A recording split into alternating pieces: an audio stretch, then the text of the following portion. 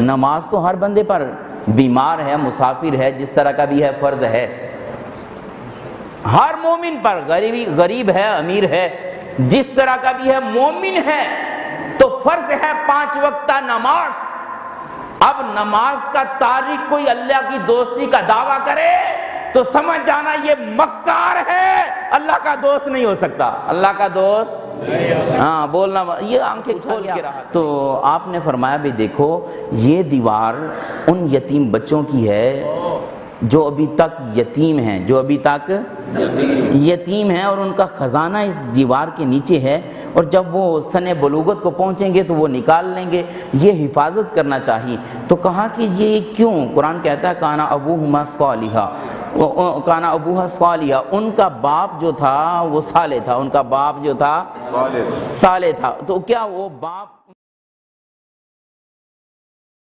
کو دھوکہ دے کر، اور سادہ سے لوگ بھی پھنس جاتے ہیں، ہاں ٹھیک، بات تو ٹھیک کر رہے ہیں، جو بھی ایماندار ہوا وہ اللہ کا دوست ہو گیا، کیونکہ اللہ فرما رہا ہے ایمانداروں کا دوست اللہ ہے، ایمانداروں کا دوست اللہ ہے۔ بڑی الجھن سی ہو گئی، ہم نے شیخ طریقت کی بارگاہ میں عرض کر دی حضور یہ عقدہ حل فرما دیجئے کہ یہ معاملہ کیا ہے۔ کچھ یہ کہتے ہیں کہ جناب جو بندہ مومن ہے، جو بندہ مومن ہے وہ اللہ کا دوست ہے، وہ قسمیں اٹھا کے کہتے ہیں اللہ کی قسم ہمارے ہاں پیدا ہونے والا بچہ ہی اللہ کا دوست ہوتا ہے کیونکہ وہ موحد ہوتا ہے۔ اس طرح کے جملے کیسے جاتے ہیں؟ آپ بتائیے نا حل اسے کیسے کیا جائے؟ تو کہا ہاں بات یہ ہے کہ اللہ ہر ایماندار کا دوست ہے، اللہ ہر ایماندار کا دوست ہے، مگر ایمانداروں میں کوئی ہوتے ہیں جو اس کے دوست ہوتے ہیں۔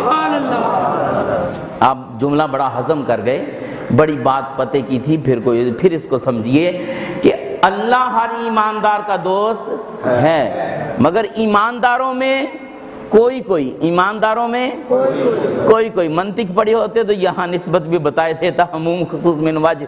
آپ ذرا دیکھیے کہ اللہ تو ہر ایماندار کا دوست ہے، مگر ایمانداروں میں کوئی ہے، ایمانداروں میں کوئی ہے جو اس کا دوست ہے۔ اب کیسے پتہ چلے کہ ایمانداروں میں کوئی ہے؟ چونکہ اللہ نے کہہ دیا آگاہ ہو جاؤ جو اللہ کے دوست ہیں ان کو ڈر نہیں ہے، ان کو غم نہیں ہے، ان کو ڈر نہیں، ان کو اب کتنے ہی مومن ہیں جو ڈرتے بھی ہیں غم بھی رکھتے ہیں؟ کتنے ہی مومن ایسے ہیں، کیا وہ کافر ہو جاتے ہیں جو ڈر رکھتے ہیں؟ نہیں، وہ ہے تو ایماندار مگر اللہ کے دوست نہیں ہے، اللہ کے دوست۔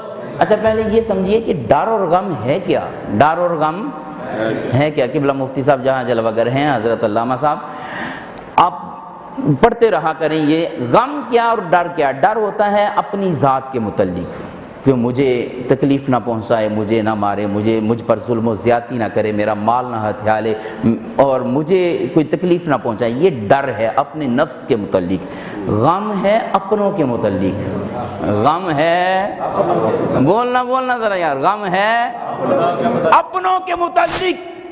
اللہ فرماتا ہے کہ جو میرے ہو جاتے ہیں نہ انہیں اپنی جان کا ڈر رہتا ہے نہ اپنوں کا غم رہتا ہے، نہ اپنوں کا غم رہتا ہے، نہ اپنوں کا غم رہتا ہے۔ اب مجھے بتائیے کتنے مومن ہیں جو ڈرتے بھی ہیں اپنوں کا غم بھی رکھتے ہیں؟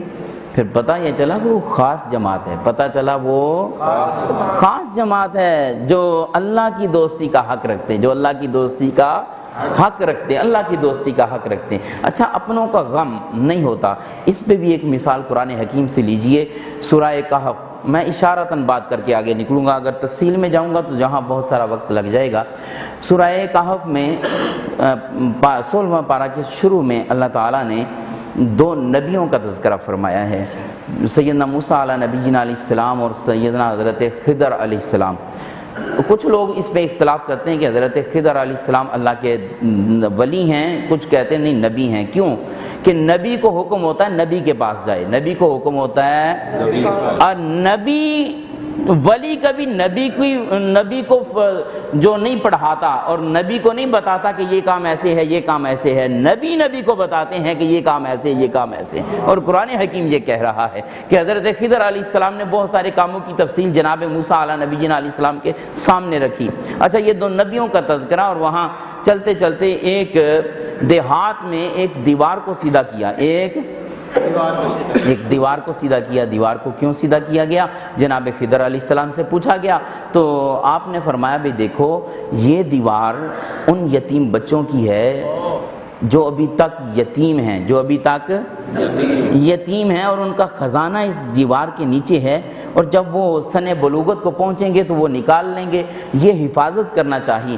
تو کہا کہ یہ کیوں؟ قرآن کہتا ہے کانا ابوہما صالحا، کانا ابوہا صالحا، ان کا باپ جو تھا وہ صالح تھا، ان کا باپ جو تھا صالح تھا۔ تو کیا وہ باپ ان کا ڈائریکٹ جو تھا وہ صالح تھا؟ نہیں، صوفیاء فرماتے ہیں ان کی 7ویں نسل میں ایک بابا نیک گزرا تھا، اور جسے اپنے آنے والے ان پوتوں کا بھی غم نہیں تھا۔ اللہ یوں حفاظتیں فرماتا ہے، اللہ یوں حفاظتیں فرماتا اپنے نیک بندوں کی، اولادوں کی، نیک بندوں کے، اپنے محبوب بندوں کے، محبوب لوگوں کی یوں حفاظت فرماتا ہے، نہ انہیں کوئی ڈر ہوتا ہے، نہ انہیں کوئی اچھا۔ اور پھر قرآن حکیم کہتا ہے ان کی نشانی یہ ہوتی ہے الذین آمنوا وکانوا یتقون، جب سے وہ ایماندار ہوتے ہیں تب سے وہ متقی بھی ہوتے ہیں، تب سے وہ اس حال میں ہوتے ہیں کہ وہ متقی ہوتے ہیں۔ کتنے ایماندار ہیں جو متقی نہیں ہیں؟ متقی وہ ہوتا ہے جو اللہ سے ڈرتا ہے، اللہ سے خشیت الہی دل میں ہوتی ہے، اللہ کا ڈر ہوتا ہے۔ کتنے مومن ہیں جو اللہ سے نہیں ڈرتے؟ کافر نہیں ہوتے مگر ہوتے مومن ہیں، اللہ سے نہیں ڈرتے۔ کیسے؟ چور اللہ سے نہیں ڈرتا، ڈرتا تو چوری کرتا، بولنا ذرا یار۔ شرابی اللہ سے نہیں ڈرتا، ہے تو مومن۔ زانی اللہ سے نہیں ڈرتا، ڈرتا تو یہ گناہ کرتا۔ ڈاکو اللہ سے نہیں ڈرتا، اگر ڈرتا تو یہ گناہ نہ کرتا۔ مگر اللہ نے فرمایا میرے دوستوں کی نشانی یہ ہے ایمانداری کے ساتھ تقوی رکھتے ہیں۔ سبحان اللہ، ایمانداری کے ساتھ ہاں، وہ کافر تو نہیں ہوتے، اگر کافر ہوتے تو ان پہ پھر حدیں کیوں جاری ہوتی، چور کے ہاتھ کیوں کاٹے جاتے، زانی کو کوڑے کیوں لگتے، شادی شدہ کو پتھر کیوں مارے جاتے؟ اگر تو یہ ہیں مومن، مگر ہیں مومن اللہ کے دوست نہیں ہیں، اللہ کے دوست نہیں ہیں۔ پتہ یہ چلا وہ خاص جماعت ہے، پتہ یہ چلا وہ خاص جماعت۔ جب خاص جماعت ہے تو پھر اللہ نے حکم دے دیا کہ وَاصْبِرْ نَفْسَكَ مَعَ الَّذِينَ يَدْعُونَ رَبَّهُمْ، وہ یہ سارے متقی پرہیزگار ہیں اور صبح و شام اللہ کو یاد کرتے ہیں، وہ اللہ کی رضا کے لیے کرتے ہیں، ان کے ساتھ اپنے رشتے ناطے مضبوط کر لو۔ آج ہم حضور غوث الاعظم رضی اللہ تعالیٰ عنہ کے ساتھ رشتہ پکا کرنے کے لیے بیٹھے ہیں۔ سبحان اللہ، رشتہ پکا، یہ وَاصْبِرْ نَفْسَكَ مَعَ الَّذِينَ، قبلہ یہی ہے نا، اللہ کا حکم ہے کہ ان سے جو اللہ اللہ کرنے والے اور سویر شام اللہ کو یاد کرنے والے ان کے ساتھ ناطے جوڑ لو، تو ہم اپنا ناطہ ان کے ساتھ پکا کرنے والے ہیں، اور اسی لیے یہ سارا اہتمام کیا، اور اللہ نے فرمایا کہ وہ اسی کے طالب ہیں، وہ اس کے طالب ہیں۔ تو اللہ نے یہ ساری نشانیاں قرآن حکیم میں بیان کر دی اور حدیث پاک میں بھی بیان کی ہیں۔ آپ بخاری شریف اٹھائیے، حضور قبلہ یہ مفتی صاحب استاد گرامی بیٹھے ہیں، یہ پڑھاتے ہیں جامعہ میں، کبھی کہیں نہ کہیں بخاری شریف میں یہ حدیث پاک ضرور پڑھائی ہوگی۔ اللہ نے فرمایا یہ حدیث قدسی ہے، یہ حدیث بولنا یہ حدیث قدسی ہے۔ حدیث قدسی کیا ہے؟ قرآن کیا ہے؟ قرآن وہ ہے کہ جس کے الفاظ بھی اللہ نے عطا کیے ہوں، مفہوم بھی اللہ نے بھیجے ہوں، اور حدیث قدسی یہ ہے کہ مفاہیم اور معانی اور مطالب اللہ نے عطا کیے ہوں، لفظوں کا جامع محبوب نے پہنایا ہو۔ اور حدیث پاک وہ ہے کہ سرکار کے دل انور میں تمنا اٹھی، سرکار کے لبوں پہ آئی، صحابہ نے سنی، اللہ نے پسند فرمائی، حدیث ہو گئی۔ تو آگے بڑھیے، یہ حدیث قدسی ہے۔ اللہ تعالیٰ فرماتا ہے من عاد لی ولیا فقد آذنتہ بالحرب، جس نے میرے ولی بندے سے بغض رکھا، جس نے میرے ولی بندے سے بولنا ذرا یار، جس نے میرے ولی بندے سے بغض رکھا۔ یہ صوفیاء علماء کی جماعت بیٹھی ہے۔ بغض یہ دل کا معاملہ ہے۔ کیا ہے؟ بولنا ذرا، بغض کس کا معاملہ ہے؟ یہ ہاتھ اور زبان کا تو ہے ہی نہیں۔ جب ہاتھ اور زبان کا آئے گا تو سیدھی دشمنی ہوگی اور چغلی اور بہتان ہوگا، غیبت ہوگا۔ ہاتھ پہ آ جائے گا تو سیدھی مخالفت ہوگی، لڑائی ہوگی، جھگڑا ہوگا، جیسے کہ لوگ کر رہے ہیں۔ تو اللہ فرماتا ہے جو میرے ولی بندوں سے بغض رکھتا ہے میں اعلان جنگ کرتا ہوں۔ اب جنگ کب برپا ہوگی، کیسے ہوگی، یہ تو اللہ ہی جانتا ہے، مگر اللہ نے اعلان جنگ تو کر دیا۔ اللہ نے اعلان جنگ دل میں برا جانے، صوفیاء کی جماعت کو برا جانے، اللہ کے دوستوں کو برا جانے، اور کہے بابے تو شاہی کوئی نہیں، بابے تو بولو تو صحیح یار، بابے تو شاہی کوئی نہیں، اس طرح کے جملے کسے۔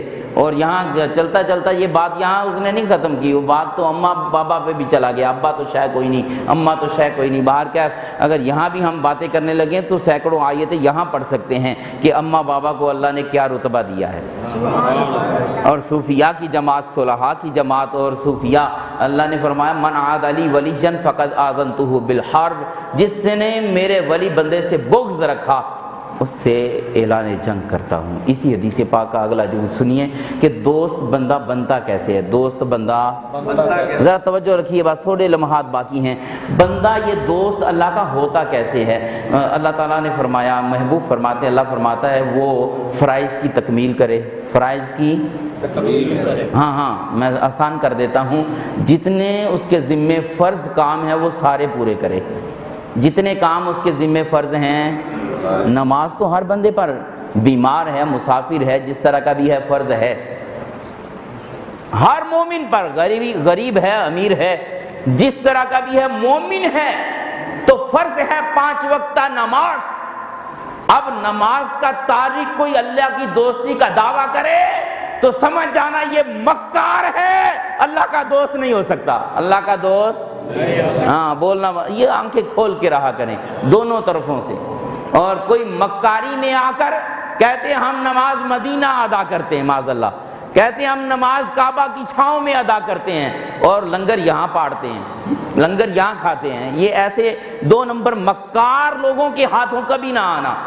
پہلی نشانی یہ ہے کہ نماز کا وقت ہو تو دل تڑپ جائے، دل اور سید الاولیاء، سید الصوفیاء جناب علی المرتضیٰ رضی اللہ تعالی عنہ جب سر انور مصطفیٰ جان رحمت کا لے کر زانو اقدس پہ بیٹھے تھے، سورج غروب ہوا تو آپ کے دل انور میں درد پیدا ہوا جس نے آنکھوں سے آنسوؤں کی جھڑی پیدا کر دی۔ جب اس طرح کی سنت ادا کرنے والا کوئی صوفی نظر آئے کہ نماز قضا ہو جائے تو تڑپ کر کہے کہ میری نماز کیوں چلی گئی، تو پھر سمجھ لینا کہ یہ اللہ کا دوست ہے، یہ اللہ کا بولنا یہ اللہ کا دوست ہے۔ اور اسی طرح روزے آ جائیں تو روزوں کا تارک نہ ہو، روزوں کا تارک نہ ہو۔ مال دیا ہے اللہ نے تو حج ادا کرے، حج فرض ہو چکا ہے۔